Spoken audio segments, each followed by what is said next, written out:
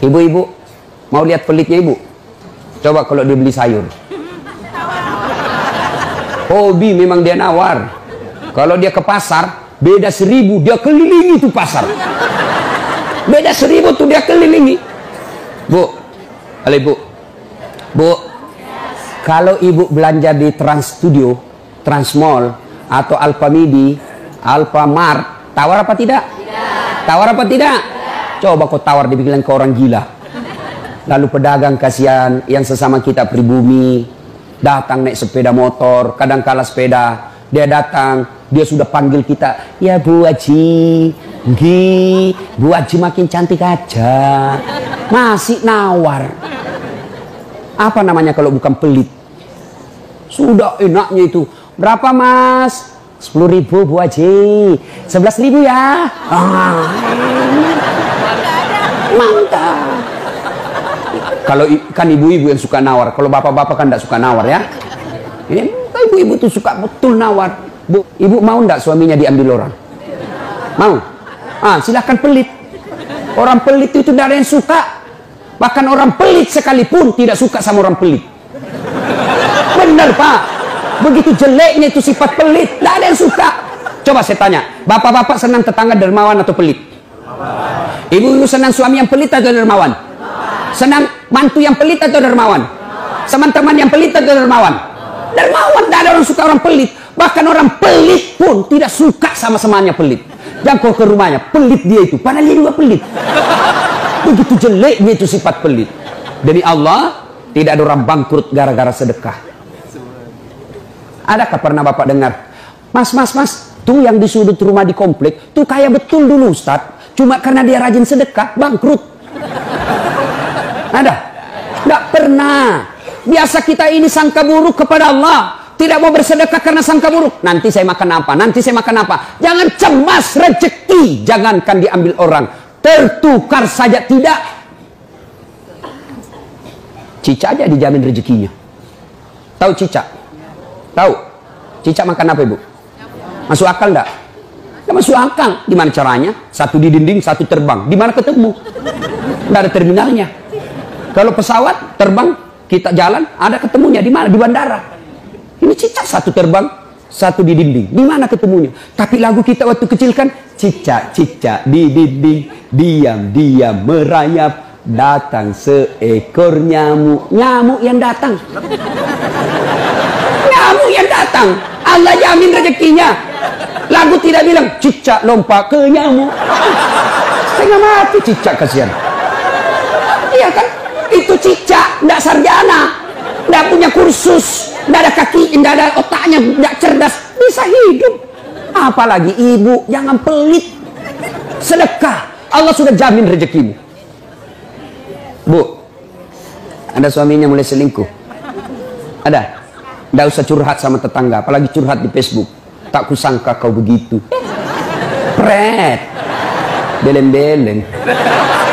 Rahasia keluargamu kau ungkap di Facebook. Begitu mulai, bu, ciri-ciri laki-laki yang sudah mulai lain-lainnya. Kalau yang selama ini tidak pernah pakai sisir keluar, tiba-tiba rapi. Tidak pernah pakai parfum, tiba-tiba beli parfum malaikat subuh. Nah, yang tadinya keluar rumah tidak pernah pakai setrikaan, langsung rapi. Yang paling mencurigakan kalau dia terima SMS dalam kamar mandi. 70% wajib dicurigai. Nah, kalau sudah begitu ibu tidak usah curhat sama tetangga, lebih curhat kepada Allah. Bangun ibu sholat hajat, lakukan sampai 8 rakaat. Setiap 2 rakaat di sujud terakhirmu kau berdoa kepada Allah. Ya Allah, engkau yang membolak-balikkan rasa cinta dalam hati suamiku. Tidak mungkin aku bisa mengendalikan cintanya. Ya Allah, tidak mungkin aku jaga dia 24 jam. Engkau yang maha menjaga ya Allah. Ya Allah, pelihara suamiku dari godaan perempuan lain. Ini ada duit saya 500.000. Saya tolak bala besok kepada Tuhan. Mudah-mudahan 500.000 suamiku terhindar dari wanita jahat. Bismillah. Coba amalkan itu, Bu. Coba amalkan. Yang jadi masalah kalau suaminya juga sudah tahu rumusnya. Dia bangun juga sholat tahajud. Dia bangun pula sholat tahajud. Istrinya sebelah, kamar sebelah, suaminya kamar sebelah. Ya Allah, capek sudah saya lihat istri saya, ya Allah. Ngamuk aja kerjanya, marah-marah aja, berat badannya juga makin tambah, ya Allah. Tak tahu dilihat dari mana dia seksi. Ya Allah, ini ada duit saya 500.000. Tolak bala ya Allah. Mudah-mudahan istriku ikhlas saya kawin lagi. Bingung malaikat yang mana? Jangan pelit. Demi Allah, tidak ada orang bangkrut gara-gara sedekah. Saya kasih contoh. Tanggal 4 kemarin, sehari sebelum lebaran. Ya, tanggal 3 malam. Ada anak-anak usia 19 tahun. Bapaknya Flores, mamanya Toraja, Kristen.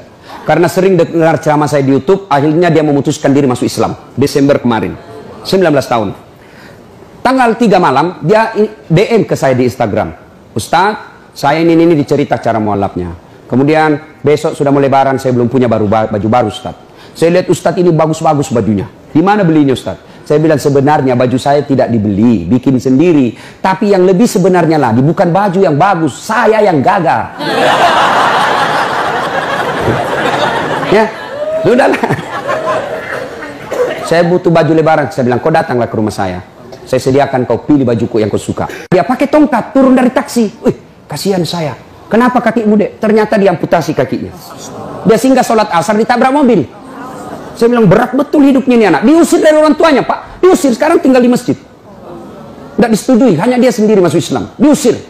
Bilang, kenapa kakimu? Saya cerita. Sedih saya, sempat berkaca. Yang sedih, Ustaz. Ini tidak ada artinya ini kaki ketimbang iman saya kepada Allah. Luar biasa, 19 tahun. Saya ambil baju saya yang paling bagus. Kau pilih ini, Dek. Mana kau suka? Bener, diambil yang paling bagus. Sempat juga saya nyesal. Sudah. Karena saya buru-buru ke bandara. Saya mau pergi khutbah. Ya, ini Dek. Kau ambil 1 juta. Sudah, kembalilah dia, naik Grab lagi. Sudah. Perjalanan saya ke bandara, masuk WhatsApp. Ustadz, berapa nomor rekeningnya? Wakil Wali Kota Balikpapan. Dalam hati saya bilang, kenapa lagi Pak Wali? Ada apa? Padahal dalam hatiku, segeralah. Kirimlah nomor rekening. Masih di atas mobil, masuk. Masuk, berapa transferan masuk? 30 juta. Tadi keluar 1 juta. Tidak cukup sampai situ, Allah balas lebih banyak. Sampai saya di airport, bandara, depan pintu 7 nunggu saya keberangkatan, tiba-tiba ada ibu-ibu lari. Bawa amplop. Ustaz, tunggu dulu Ustaz. Apa? Ini dalam hatiku, ada apa lagi? Padahal cepat sudah. Ini ada ternyata ada fans saya, dia lihat saya di bandara, dia mau kasih, coba buru-buru mau masuk bandara. Dikasih saya melalui itu ibu. Nih ada Ustaz titipan dari ini. Oke, saya buka, berapa isinya? 10 juta. Sudah 40 itu kan gantinya. Besoknya tanggal 5 selesai khutbah. Biasanya kalau saya khutbah dikasih itu ibu 25 juta sama itu Bu Bupati. Berapa saya dikasih waktu itu? 35 juta. Berapa Allah ganti? 75. Keluarkan 1 juta, Allah ganti 75 juta. Kenapa ibu miskin? Karena ibu malas bersedekah.